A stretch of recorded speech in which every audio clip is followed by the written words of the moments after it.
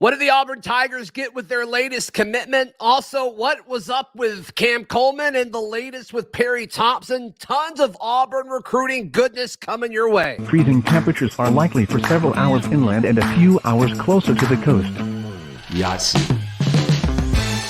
You are Locked On Auburn, your daily podcast on the Auburn Tigers. Part of the Locked On Podcast Network, your team every day. Yes, welcome on into Locked On Auburn, your daily Auburn Tigers podcast. I'm your host, Zac Blackerby, and thank you so much for making Locked On Auburn your first listen every single day. Joining us on this week's Recruiting Thursday, one of the best in the biz, Christian Clemente with Auburn Undercover and 247 Sports. Christian, earlier this week, the Tigers land a linebacker whose tape really pops. He's very, very fast, very, very instinctive. When you look at DJ Barber, what stands out the most to you when you get to know this kid? Yeah, well, first, I think he's just a really, really smart young man. And if you're talking about a middle linebacker, that's kind of what you want because he's going to be the one commanding the defense. So he's very intellectual. He knows what he's looking for in a program, and he knows kind of what fits him best and what's best for him. But the biggest thing that sticks out to me is what my colleague Jason Caldwell said about him. And he's a high 3-star, low 4-star by some other sites, but this is a guy that Auburn has won with in the past. Whether you want to compare him to a KJ Britt, Deshaun Davis, Zacoby McClain, those are all common player comparisons for him. That's a guy that Auburn's won with in the past, and that's kind of what Auburn feels like it's getting here in DJ Barber. So while the rating is not the highest, I know Auburn feels very, very excited to have him on board. Yeah, most sites list him around 6 foot 220-ish. I think you guys have him right at that.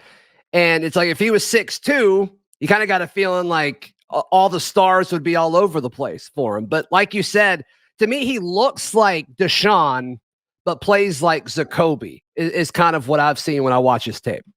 Yeah, I would agree with that completely. I think Jason went with KJ Britt, but I can see a little bit of everything from those guys and kind of what he does. But you're perfect. You're totally right. If he was maybe a little bit taller, he's a little like stocky when you look at him right now.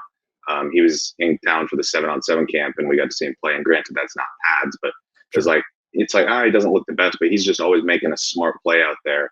And 7-on-7 isn't even necessarily a format that's designed for his play style, but he was still pretty smart out there. And you want to talk about head-to-head recruiting wins. It's not the biggest win necessarily, but you have to feel pretty good if you're beating out Travis Williams in Arkansas for a guy that they really, really wanted and was top of their board. You know what Travis Williams has done, obviously, from his time at Auburn. And so you feel pretty happy if you're beating out him for a linebacker. Yeah, and so, I mean, we saw Auburn get a big linebacker win recently with Joseph Phillips. When you talk to these recruits, Christian, does the scheme of what Ron Roberts is going to do with them at Auburn, like, do they care about that? Is that something that's being discussed? The whole simulated pressure and, you may be doing something different on multiple plays and creepers and things like that. Does that stand out to them? Is that a talking point when you speak to these kids? It does a little bit. Yeah, they've talked about it, and I've talked with DJ Barber about his scheme. His fit in the scheme. The biggest thing that I asked DJ Barber was, look, Auburn's setting up to sign a pretty big linebacker class, not counting the jacks. Joseph Phillips probably slots in over at the jack. But Auburn can sign 4 guys at linebacker alone when you're talking about DJ Barber, Demarcus Riddick, Bradley Shaw, Wyatt Simmons, and Riddick or Simmons could slide over to the jack theoretically and play there a little bit. But I was asking him, what does Josh Aldridge see for you guys? Can you guys all fit together if Auburn does sign all 4 of you guys? And he's like, look, Coach Aldridge has a great scheme for us set up. He's got something set up for all of us where if we all come in, we can all succeed. And so they feel pretty confident, or at least DJ Barber feels pretty confident about where he can kind of fit in there. Do you think that created any urgency of like for Phillips and, like you said, he's probably a jack, but maybe with DJ Barber, like to go ahead and get in the class? Is that a thing? Or do you think this is all kind of orchestrated a while ago? I think DJ Barber has just been waiting to get in Auburn's class for a while. He took a couple official visits to Arkansas and Georgia Tech in June, but he said, look, just nothing could compare to Auburn. And Arkansas made it close for a little bit there, but he said just nothing could quite compare with Auburn. I don't know if there was necessarily an urgency to get into the class because I think Auburn will take all 4 linebackers if all 4 are willing to jump in, that being Barber and Shaw and Riddick and Simmons. I think Auburn would take all 4, which is kind of crazy to think about. But when you didn't sign a high school linebacker last cycle, you kind of have that flexibility a little bit. So maybe there was a little bit of, look, I'm going to go get my spot right now. That's certainly possible. But I didn't get that sense really when talking to him. I think he's just been waiting to join Auburn's class for a while, and the time was right. And Auburn's kind of trying to stack this month of July a little bit where they can get some momentum throughout the whole month. And he was the first one to go. I can't wait to see DJ Barber's development from his junior tape to his senior tape, because when you watch what he does right now, his first step is so instinctive. Like, he's just got such a feel for what opposing offenses are doing. I don't know how much of that Christian is, it's just in his blood. He just understands what offenses are trying to do and how much time he's spending watching tape and, the preparation. Could be both. No clue. You would know that better than me. But I'm just really looking forward to seeing what that next step for him looks like at the high school level before obviously he goes on to the SEC. That's a really exciting thing to think about. Yeah, it definitely is. He was very, very productive on a very talented Clay Chalkville squad last year. You want to talk about a team that was in contention to win it. I want to say Clay Chalkville's 6A. I'm really, really not good look for the brand here, but I believe Clay Chalkville's 6A. I should know that off the top of my head, but that was a really talented team. When you talk about Jalen Mbakwe, you talk about Mario Craver, some other guys on that team, obviously DJ Barber. And so talking to those guys over there, they feel pretty confident about what DJ Barber can do leading that defense this year. They even brought in Tevis Metcalf, is a name that some Auburn fans might remember from recruiting Arkansas commit now. So they've got a really talented team, and they're counting on DJ to kind of be the leader of the defense there. And I think he can certainly do that and do it even better this year. No question. No question.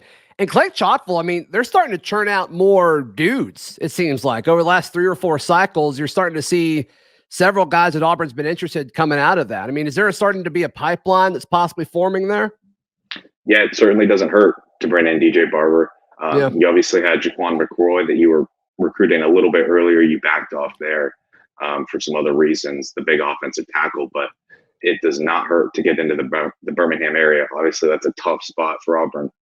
That's a spot that Alabama has regularly dominated or won most of the battles there, but you've got to start winning some battles there somehow. And it kind of starts now with DJ Barber. Yeah. And we've seen Hugh Freeze really focus on anybody that's within, a few hours of Auburn, trying to get them on campus. And he's done a pretty good job with that. All right, Christian, in just a moment, let's talk about the latest with Demarcus Riddick.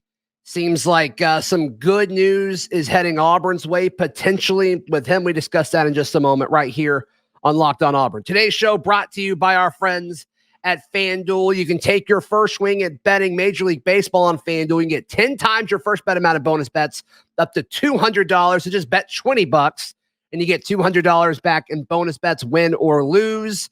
All on an app that's safe, secure, and super easy to use. Plus, when you win, you can get paid instantly with FanDuel. So sign up today and get those bonus bets. Just go to FanDuel.com/lockedon to get $200 in bonus bets. FanDuel.com/lockedon. FanDuel is the official sports betting partner of Major League Baseball and the Locked On Podcast Network. Christian Clemente, our guest on this Cruton Thursday. So, Christian, it seems like Demarcus Riddick, who, just for folks who don't know, he is a linebacker committed to Georgia, but it doesn't seem like he's going to Georgia. I don't think anybody thinks that. I don't think Georgia thinks that. But it seems like it's an Auburn-Alabama race, and he told you, as well as a few other folks, that he plans to be at Big Cat Weekend at the end of the month, which is obviously huge. Yeah, it's interesting because he plans to have a quote-unquote final decision on July 26th. Obviously, Big Cat Weekend is July 29th. So if you're deciding between Auburn, Alabama, and Georgia on July 26th, and you say that as of right now you're planning to be at Big Cat, you would assume that bodes pretty well for Auburn on July 26th, which kind of adds up with what I've been hearing. It adds up with why I decided to put him in my second mock class, which I did after the summer official visits. Mm-hmm. I feel like Auburn is trending in a pretty positive direction here. Now, the thing that I put on our message board when I got that news was, look, I think it was Monday when he told me, I said, look, as of July 3rd at 3 p.m. or whatever, he's planning to be a Big Cat. I'm exercising a lot of caution here because things can change over the next couple of weeks. And if he were to commit to Alabama on the 26th, he's not going to be a Big Cat Weekend. That's just the way it's going to be. But Right. The fact that he's saying right now, I'm planning to be at Big Cat Weekend is significant in my eyes. I think that's a pretty positive, some very positive news there for Auburn and for Auburn fans. Christian, do you know why it's the 26th? Why wouldn't he just wait? If it's picking at Auburn or Alabama, why wouldn't he commit at that weekend? Do you know if the 26th is a special date for him? It is. It's his mom's birthday. And so he wants to do it on his mom's birthday. And he's someone that's pretty quiet overall, not huge in the recruiting process. He's one who he says it's a final decision on the 26th, and other schools will continue to recruit him. He's done on the 26th. He might go take another visit here or there, but he's not into the whole recruiting process. He's done. He's a 5-star. He's been recruited for years now. He's ready to have this wrapped up. So he's done on the 26th. What do you think happened with him in Georgia? Did he just not want to be there? Did Georgia back off? What happened there? Yeah, Georgia definitely didn't back off. They still want him. They're still trying to do their best to keep him in the class right now, but it just doesn't seem likely. I think he just decided his heart is closer to home. I think he wants to stay in state. He's from Chilton County there, a little bit of a small town school a little bit. I think he wants to stay closer to home, whether that's Auburn or Alabama. And right now, I'd favor Auburn. So he's a little taller at the linebacker spot than DJ Barber, 6'2", 210. Some places have him at 215. How do you kind of expect him to be used at Auburn? Do you think it's similar to Barber? I think you can use him wherever you want, and you are going to be very pleased with the results. He camped at the second 7-on-7. DJ Barber was at the first one, and they lined him up as a nickel. They lined him up as a corner. They lined him up as a linebacker. They moved him all around. This is an athletic freak of nature at linebacker who can do really whatever's asked of him and do it well. I talked about it earlier. You can slide him over and have him play jack on a couple plays. He can do that. He can rush the passer. Wherever you want him, he has the athletic ability to do that on the defense in my eyes. So he would be, if Auburn's able to pick him up, he would be someone that Ron Roberts and Josh Aldridge would have a lot of fun being able to dial up plays for him, move him around, keep offenses on their toes a little bit with where they have him on defense. That's interesting because, I mean, all these positions that we're talking about so far, I mean, you mentioned linebacker and jack, and I mean, even I don't think he's going to play corner at the next level, but you mentioned him playing corner. Like, all these position groups are filled with either veterans or like veterans that just got here through the transfer portal that are probably going to be gone next year. And all of a sudden you've got all these, 4 and 5-star kids that are vying to be a part of this class. And they may have to play early, depending on how the chips fall in the transfer windows, in December and then, after spring in 2024. Playing time's a big deal. I mean, obviously, it's going to be a big deal more for some kids over others. Everybody's kind of got their different things that they value in their recruitment process. But when you go to a guy like Demarcus Riddick, who's like, man, like, you can do a lot of things, and we need help doing a lot of things. When you look at the roster for next year, that can't hurt. No, it definitely can't. And I think it's a pretty big deal with a guy like Demarcus Riddick. You talk about Alabama or Georgia. I don't think he's afraid of the competition. I certainly don't think he's afraid to go there and either wait his turn or compete for his spot right away. But when you can say, hey, we need you and we need you right now, that's a big deal. And it's a big deal with a lot of guys. You want to talk about a guy like Daniel Calhoun, who committed on Wednesday. And he will commit a little bit after we record this, but expected to be Georgia there. And Auburn was really only in the race because of the playing time at offensive tackle. He was really intrigued by that possibility, and Auburn will still continue to recruit him, but he was really intrigued by that. So the playing time that Auburn has, we'll talk about receivers, Perry Thompson, that early playing time intrigues these guys a lot. And I certainly think that's a big factor with Demarcus Riddick. What kind of message would this send if Hugh Freeze was able to pull off a flip of Demarcus Riddick? I mean, he went toe-to-toe with Phillips against Georgia and ultimately won that recruitment as it currently sits. If he's able to do it again with a guy like Riddick, what kind of message does that send, Christian? I mean, it's even bigger. It's monumental. It's historic. Auburn hasn't flipped a Georgia commit, I think, since Darius Slayton. It's been a long time since Auburn's flipped the Georgia commit. And this is a head-to-head recruiting battle with Georgia and Alabama. That's it. There's your three teams. And the biggest thing is, we saw it with Joseph Phillips, where Georgia got the momentum and Auburn got it back there at the end. Alabama's had most of the momentum for the past couple of months now. Auburn had momentum early in the spring when they offered him, brought him in for junior day. He was really feeling Auburn. Then Alabama offers him. He visits Alabama a couple times. He goes up for their A-Day game. The video comes out of him riding around with Nick Saban before the game in the car. Yeah. And everyone's like, okay, well, just scrap it up, chalk it up. It's over. He's going to Alabama. We lost this one. And now all of a sudden Auburn's got the momentum again. If Hugh Freeze and Auburn can pull this off, it would be a historic win, and it would be so massive for Auburn going into Big Cat weekend. You want to talk about having buzz going into a huge recruiting weekend? Pull off a Georgia flip where you're going head to head with Alabama 3 days beforehand, and you would have some buzz going into Big Cat weekend. Be huge. That'd be huge. There's no question about it. What is the staff doing differently to put themselves in these conversations, Christian? Is it an effort thing? Is it NIL? Is it playing time? Is the vision that Freeze and the staff is selling? Is it just such a good message of like hope and ascension and the good times are coming back to Auburn? What's being sold here? Like, what are they doing that didn't work previously? You mentioned it first. The biggest thing is effort. They're putting in the work in recruiting. Yeah. If you don't put in the work in recruiting, I don't care. Your NIL could make up for that a good bit. But outside of that, we may talk about that in a second.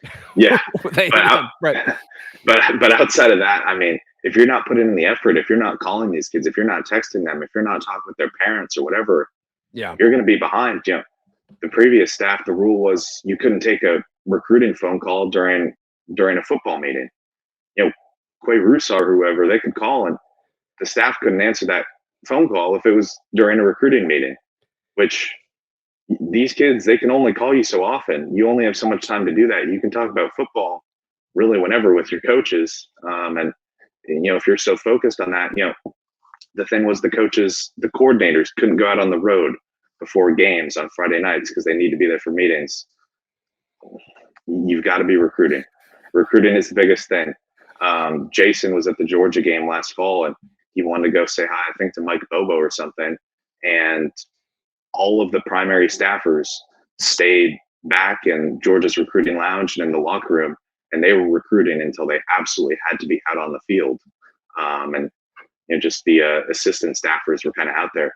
This staff understands recruiting in the SEC. They've done it before. They know what it takes to put in the effort. They're relentless. They're not going to stop until signing day, and we'll talk about that here in a minute with Cam Coleman. But they know what it takes to win and in recruiting in the SEC, and we'll see what happens. But they're at least putting in the work to where I can see that it seems like it will be different. Yep. All right. Christian Clemente, our guest, as we celebrate on this Cruton Thursday. What in the world happened with Cam Coleman and the latest with Perry Thompson in just a moment, right here on Locked On Auburn. I want to encourage you to join the Locked On Auburn Discord. It is free. All you have to do is click the link in the episode description down below. Or, Christian, where can they go to sign up for all of your exclusive takes on Cruton and a ton of you're in that message board all the time, kind of giving people nuggets and tidbits. How can they check out all that? Yeah, so it's just over at auburnundercover.com. And the site is actually 15 years old as of July 1st. So we're running a 75% off special right now, where I think it's just over $26 to join for a year, which is it's the best deal we run all year. So over at auburnundercover.com, and you can check us out there. It's worth it. It's worth it. I signed up a few weeks ago. I tweeted about it, and Christian, you're killing it. You're absolutely killing it with all the stuff and all the scoop that you've got. So I signed up. You certainly should as well. auburnundercover.com. So Cam Coleman commits to Texas A&M earlier this week, and I was shocked. I got texts from Auburn folks that were like, what in the world? Did not see this coming. I'm sure you had similar conversations with folks within the athletic department. What do you think happened, and where does Auburn go from here? Ooh, yeah, there's a lot to unpack here. So let me preface it a little bit. Okay. So for probably 2-ish weeks beforehand, there had been some buzz coming out of the Central camp, whether it was from people that lived in Central, from some players over there, some people connected to Cam that said, look, they're all committed on the 4th. His teammate, Rydarius Red Morgan, who Auburn recruited a little bit, had announced he was committed on the 4th. Jaquan Sanks, a cornerback on that team, was committed on their 4th. The running back was committed on the 4th. And it was, hey, Cam's committed on the 4th too. But I could not get that confirmed. That was not something I put on the message board. It was really just a rumor. I didn't have any facts there. But I kept hearing that buzz. And anytime I went to Auburn, it was, no, we don't think he's committing. That's not what he's telling us. That's not what we're getting. And so things weren't adding up there a little bit in my eyes. I'm like, okay, well, maybe Auburn's playing it quiet and it's just starting to leak out of the central camp a little bit. That happens sometimes. Some people aren't as tight-lipped, and that's just the way things go. But in the back of my mind, it wasn't adding up quite as much. But in my mind, I'm still thinking, it's Auburn. He's been to Auburn so much. We all think it's Auburn. It's not a question. Everyone was putting in predictions for Auburn. I don't think I'd put one in yet, but I've been meaning to. He was in my mock class. In my eyes, he was a prediction to Auburn. And so I was careful and I was aware of the possibility of that. I had a story ready just in case. I had tweet notifications. I had Instagram notifications on just in case. But nothing had really popped up throughout the day. And DJ Barber committed on the 4th. And so I was trying to enjoy my night of the 4th a little bit. I was playing some PGA 2K actually, having a nice night out on the links, the virtual links. And I got an Instagram notification, Cam Coleman committed, #gig him. And my heart sank. I'm like, what just happened? What? Right. Was I so wrong here? What have I been missing? Well, it wasn't me that was missing it. It wasn't reporters on other sites that was missing it. Everybody was missing it. I talked to someone at Auburn that said this was probably the biggest shock since Travis Hunter committed to Jackson State and signed with Jackson State. And obviously that buzz came out in the morning. Sure. So just kind of talking about that. But they said no one knew this. That's the thing. People on our message board were upset. They're like, how'd you guys not know this? Nobody knew this outside of Hayes Fawcett, who made him his graphic, and outside of Texas A&M coaches who kept it totally quiet, and Cam Coleman. Nobody knew this. I mean, you want to talk about the GOATs in the recruiting scene? Steve Wiltfong, Chad Simmons over at On3. Nobody was prepared for Cam Coleman to go to Texas A&M, especially not on July 4th. We knew Texas A&M was a factor. We knew they were a factor in his recruitment moving forward. We did not think they were a factor on July 4th. And the instant thing that everyone points to is, NIL. And that's what I would guess. That's what I would put it at. But I mean, NIL is legal. It's not like Texas A&M did something illegal here. Sure. And so credit to Texas A&M for pulling off one of the biggest shockers in the recruiting scene in the past couple of years, for sure. And it caught Auburn off guard. But all it did was give Auburn, I don't want to say motivation, but all it did was say, game on. And Auburn's ready to go until signing day. They're not ready to give up on Cam Coleman until he signs. Yeah. I mean, that was going to be a big battle to kind of send a message and kind of, help set things up with Central and build that pipeline. Because, just Auburn hasn't had luck recruiting Central Phoenix City. Just hasn't happened. So, and that's a school that Hugh Freeze needs, obviously, to be able to get talent from. I messaged a few of my A&M reporter friends, and they were like, yeah, we didn't have the story like pre-written. We just didn't know it was a thing. I'm like, yeah, it seems like everybody was kind of in the same boat on that. So I guess props to the Aggie staff for figuring out how to pull that off. But yeah, like you said, so Hugh Freeze and the staff have shown that they are not afraid to continue recruiting players that are committed elsewhere, which has paid off. It paid off at the end of last year's class, and obviously it's got a chance to eventually pay off this year as well. So like you said, they're certainly not going to back off. And another guy who's been committed for a long time at the same position, Perry Thompson, been committed to Alabama for over a year. And it certainly seems like a flip could be coming, Christian. What are you hearing about Perry Thompson, the Alabama wide receiver commit? Yeah, and let me just add this on Cam Coleman real quick too. Mm-hmm. Look, you don't want to lose these battles, but you'd rather have this shock happen now than at signing day. You'd rather have him shockingly commit to Texas A&M instead of shockingly sign with Texas A&M. At least now you know what you're going up against. At least now you know how big of a factor A&M is. So while you do not want to lose it now, at least it happened now and you have time to get back in it. And he's only just down the road. You can still get him on campus. As for Perry Thompson, everyone all of a sudden, as soon as Cam committed to A&M, they said, well, how do we think we're going to get Perry Thompson? Honestly, my confidence factor in getting Perry Thompson went slightly up when Cam Coleman went to Texas A&M, because I know how this staff works. And I know that as soon as Cam Coleman committed to Texas A&M, the constant theme has been you got to get one of Perry Thompson or Cam Coleman. And while Auburn staff is obviously not giving up on Cam Coleman, all of a sudden the pressure turns up on Perry Thompson significantly moving forward. It was always kind of 1A, 1B. I think at least for the next couple of weeks leading into Big Cat when he's planning to attend, it's one. Perry Thompson is one. Perry Thompson went from being, I don't want to say a luxury, but it felt like Auburn always was going to get Cam Coleman, and Perry Thompson was the luxury that you could also add on. Now it feels like you've got to get Perry Thompson, and Cam Coleman can be the luxury that you add on at signing day if you're able to pull off that flip at the end. So, look, you always exercise a lot of caution when you're talking about an Alabama commit. Certainly when you're talking about the number 14 player in the class and a 5-star wide receiver, but Auburn has done everything it possibly can to be in the mix here. And it feels like if a flip was ever going to happen, the stars are aligning right now. I don't want to say if he doesn't flip at Big Cat that it can't happen moving forward, but it feels like the stars are aligned pretty well for Auburn to pull something off at Big Cat and what would just be so huge for Auburn. Well, his timeline is before his senior season, right? So, I mean, Big Cat would make sense as far as the timeline that he's put out there. It would, yeah. He says he wants to be done before his senior season, similar to Riddick. I do think there's a chance his recruitment could keep going a little bit more and maybe take a few more visits than Riddick would. But he says he wants to have a final decision before his senior season. That kicks off on the 25th. And obviously when he tweeted out on Sunday, I'll be at Big Cat weekend, all the alarms started going off. It's like, okay, I had just posted on our board a couple hours beforehand.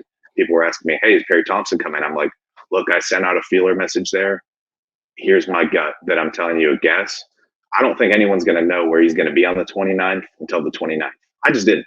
I thought he would show up to Alabama's little barbecue event or he would show up to Big Cat and no one would really know, reporter-wise at least. We might have a feeling, but we wouldn't know for sure. And then sure enough, a couple of hours later, he tweets out, I'll be at Big Cat weekend. It's like, okay, well, that's pretty big for Auburn. So, and I was just kind of looking at the list that you guys put up on the side as far as like known visitors for Big Cat. And it's like, it's all of Auburn's class, right? It's everybody that's committed. And it's like, if you're committed to a school, like truly committed, you go to this event. Like if you're truly committed to Alabama, like you get the feeling you'd go to that barbecue. And I think it's pretty telling. I think it's pretty telling. I think it's very telling.